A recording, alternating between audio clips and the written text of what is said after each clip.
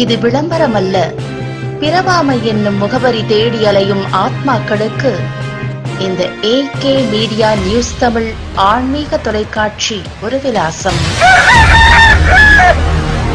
குன்றத்தூரில் மிகவும் பிரசித்தி பெற்ற பழமை வாய்ந்த பொன்னியம்மன் கோவில் கும்பாபிஷேக விழா ஏராளமான பக்தர்கள் கலந்து கொண்டு சாமி தரிசனம் செய்தனர். காஞ்சிபுரம் மாவட்டம் குன்றத்தூரில் மிகவும் பிரசித்தி பெற்ற அருள்மிகு ஸ்ரீதேவி பொன்னியம்மன் திருக்கோவில் அமைந்துள்ளது. ஆகம விதிகளின்படி 12 ஆண்டுகளுக்கு ஒரு முறை கோவில்களில் கும்பாபிஷேகம் நடைபெறுவது வழக்கம். இந்து சமய அறநிலையத்துறைக்கு உட்பட்ட இந்த கோவில் கும்பாபிஷேக விழா நடத்த கோவிலை புதுப்பிக்கும் பணி கடந்த சில மாதங்களாக நடந்து வந்த நிலையில் பணிகள் அனைத்தும் முடிவடைந்த நிலையில் கோவிலில் கும்பாபிஷேக விழா வெகு விமர்சையாக நடைபெற்றது. காலையில் 4ஆம் கால பூஜையுடன் தொடங்கி கலசங்களில் புனித நீர் எடுத்துச் செல்லப்பட்டு கோவில் கோபுரங்களின் மேல் அமைக்கப்பட்டிருந்த கலசங்களில் புனித நீர் ஊற்றி கும்பாபிஷேக விழா நடத்தி வைக்கப்பட்டது. இதில் சிறு குறு மற்றும் நடுத்தர நிறுவனங்கள் தொழில்துறை அமைச்சர் தாமோ அன்பரசன் கலந்து கொண்டு சாமி தரிசனம் செய்தார். மேலும் குன்றத்தூர் மற்றும் சுற்றியுள்ள பல்வேறு பகுதிகளில் இருந்து ஏராளமான பொதுமக்கள் கும்பாபிஷேக விழாவிற்கு கலந்து கொண்டு சாமி தரிசனம் செய்தார். அசம்பாவிதம் ஏதும் ஏற்படாமல் இருக்க போலீசார் பாதுகாப்பு பணியில் ஈடுபட்டிருந்தனர். கோவில் கும்பாபிஷேக விழாவை முன்னிட்டு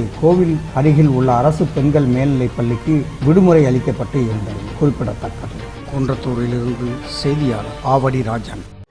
சிவா திருச்சிற்றம்பலம். தென்னாருடைய சிவனையை போற்றி எந்நாட்டவர்க்கும் இறைவா போற்றி.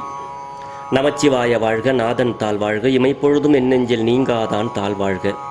ஈர்த்து என்னை ஆட்கொண்ட எந்தை பெருமான் நம்பெருமான் சிவபெருமான் திருவடிகளை மனமொழி மெய்களாலே வணங்கி என் பெருமக்கள் நாயன்மார்களுடைய திருவடி தாமரைகளை இதய கமலத்துள் வைத்து போற்றிக் கொண்டு எனது அருட்குருநாதர் திருமுறை கலாநிதி வே சுந்தரமூர்த்தி தேசிகரையாவுடைய திருவடிகளை நீல நினைந்து மற்றும் அடியார் பெருமக்களது திருவடிகளை வணங்கிக் கொண்டு இன்றைய தினம் நம்பி ஆரூரர் பொன்னார் திருவடிகள் போற்றி போற்றி, தெய்வ சேக்கிழார் பெருமான் திருவடிகள் போற்றி. தெய்வ சேக்கிழார் பெருமான் அருளிய 12வது தமிழ் வேதம் பெரிய புராணம் திருத்தொண்டர்களுடைய மாக்கதை. இதில் முதல்ல திருமலை சருக்கம் என்ற ஒரு முதல் பகுதியில் ஒரு பாடலை சிந்திப்பதற்கு இன்றைய தினம் சிவபெருமான் நமக்கு திருவருள் கூட்டியிருக்கிறார். அன்பர் பெருமக்களே, இந்த பாடலினுடைய பொருள் என்ன அப்படிங்கிறத முதல்ல நம்ம கொஞ்சம் சிந்திச்சுக்குவோம். திருமுறையே சைவநெறி கருகூலம், திருமுறையே செந்தமிழின் தேன் பாகாகும். அந்த பாடல்ல சிவபெருமான் செவிமடுத்த செந்தமிழ் வேதம் அப்படின்னு நமக்கு அருளாளர்கள் அருளி இருக்கிறாங்க. இப்போ என்னுடைய நண்பர் ஒருத்தர் சொன்னார், நான் நிறைய நேரங்களை சமஸ்கிருதம் படிக்கிறதுல நான் செலுத்துறேன் அப்படின்னு சொல்லி சொன்னார்.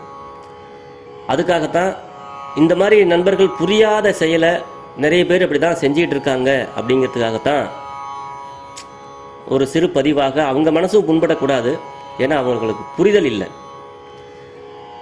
அதாவது நம்ம தமிழ் கடவுளை நமக்கு தெரிந்த தமிழால் வாழ்த்தி பாடி அவனுடைய பெருமைகளை புரிஞ்சு பாடுறதுல தான் நமக்கு ஒரு பெருமை இருக்கு.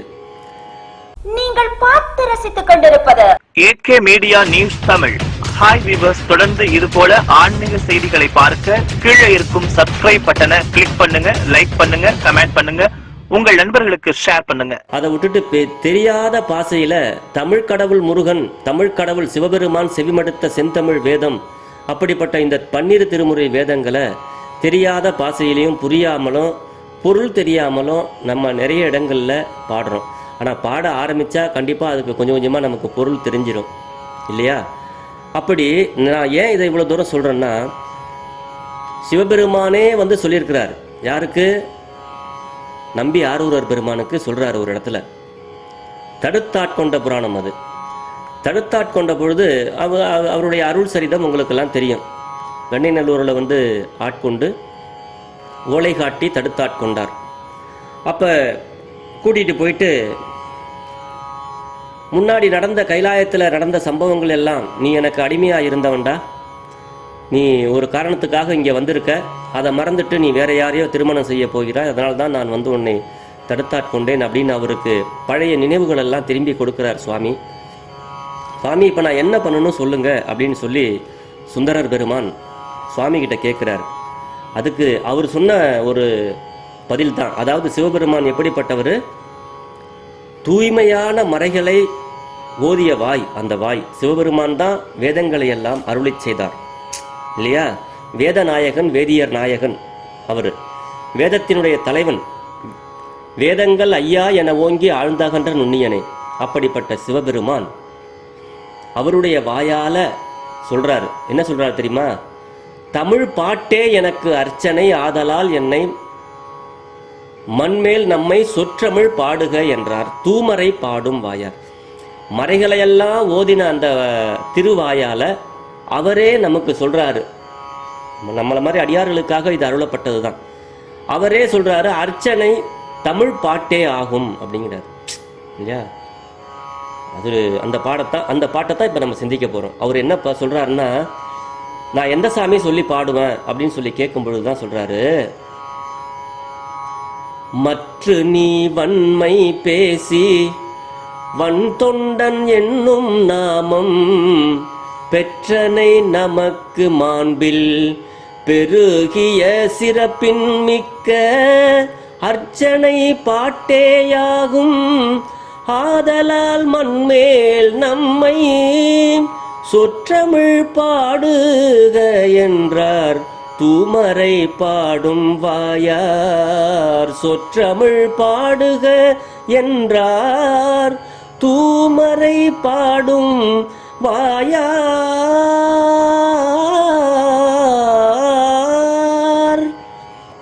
இந்த பாட்டு மற்ற நீ வன்மை பேசி வன்தொண்டன் என்னும் நாமம் பெற்றனை.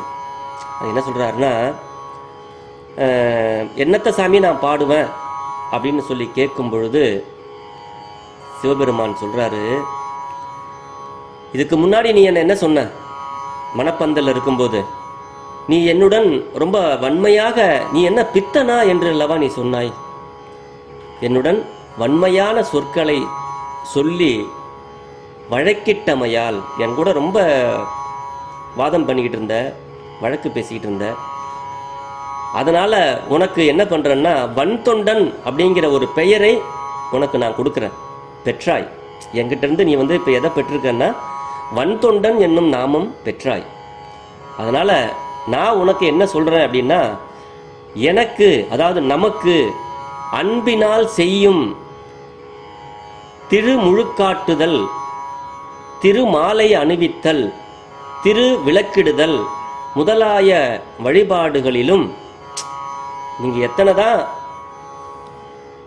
வழிபாடுகள் செஞ்சாலும், எத்தனை தான் நீங்க பண்ணினாலும், வழிபாடுகளிலும் மேலான வழிபாடாவது போற்றி உரைக்கும் புகழ் உரைகளே ஆகும் அப்படிங்கிறார். என்ன புகழ்ந்து பாடுகின்ற அந்த போற்றி உரைனா அவரை வணங்கி